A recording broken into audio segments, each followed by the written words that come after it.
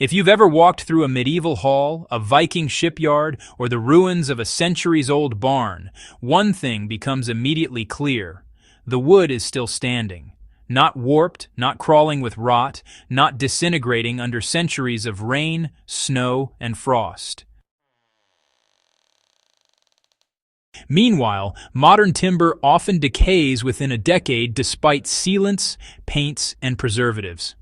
The secret isn't found in synthetic chemicals or industrial coatings. It's in a set of ancient practices that combine selection, preparation, and design. Practices that turned ordinary wood into something almost immortal. Understanding this method isn't just a history lesson. It's a blueprint for anyone working with wood today who wants durability that outperforms modern solutions. Old world builders understood that water is the real enemy of wood. Rot doesn't happen simply because wood is old. It occurs when water enables fungi and insects to thrive. Builders in Northern Europe, from the Vikings to medieval carpenters, understood this intuitively. They observed that heartwood, the dense inner core of the tree, lasted far longer than sapwood, which absorbs moisture quickly. Timber was felled in winter when sap levels were lowest, and mature trees were selected for critical beams, posts, and ship planks. Nowadays, modern construction often skips these steps, relying on chemical coatings to compensate for, inferior material selection. Anyone looking to protect timber today should start with dense, well-seasoned heartwood. It's the first line of defense against decay that nature provides.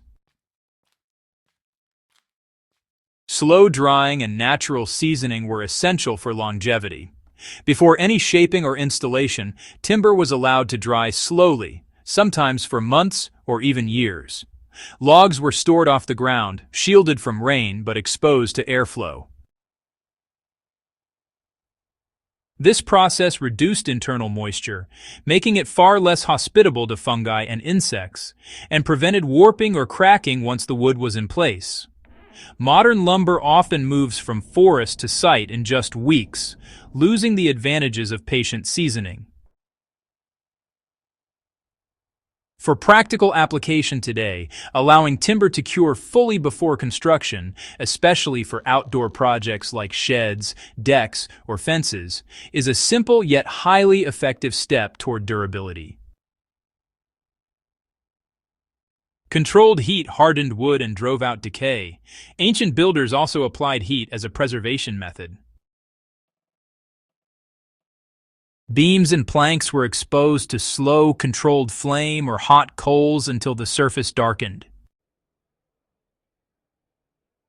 Archaeological studies of medieval halls and Viking ships show evidence of charred wood surfaces, indicating that this technique was widespread. Today, a propane torch or a low-heat kiln can, replicate this effect, producing exterior timber that is naturally water-resistant and less susceptible to decay.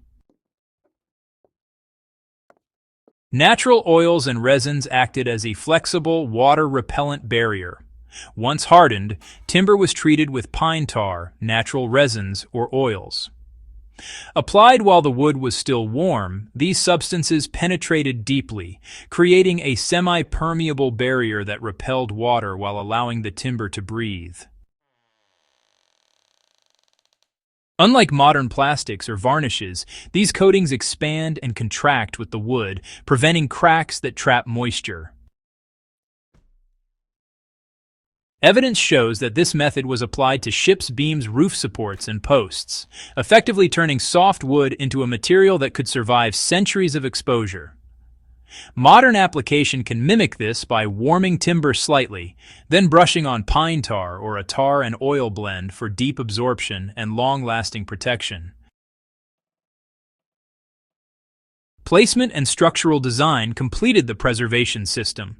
Even perfectly treated wood can fail if it remains in constant contact with moisture.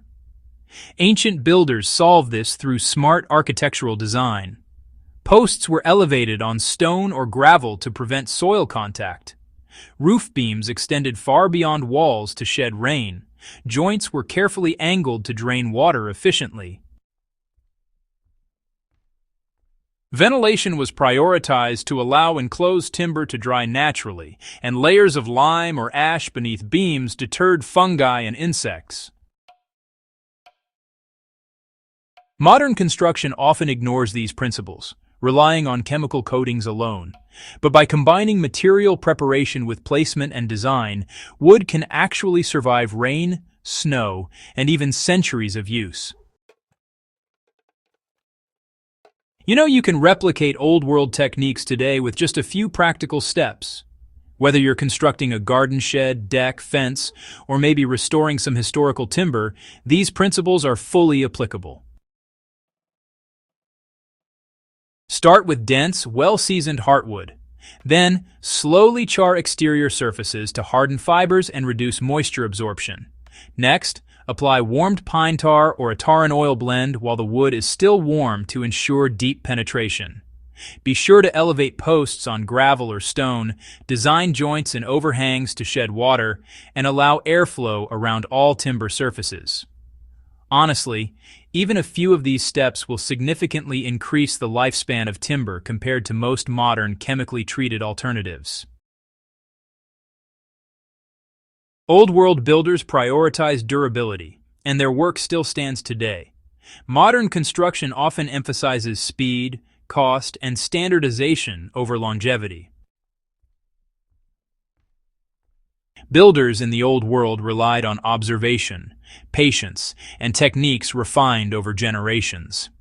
Their combination of wood selection, seasoning, controlled heat, natural coatings, and smart design produced timber that survived centuries, often outlasting entire civilizations. By applying these principles today, we can preserve wood naturally, build structures that last, and maintain the knowledge and craftsmanship of the past. If you want to learn practical historical techniques, protect timber naturally, and build structures that endure, subscribe to Past to Live.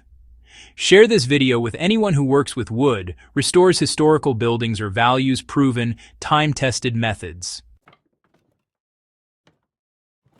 By applying these old-world secrets, we can ensure that wood, craftsmanship, and knowledge survive for generations.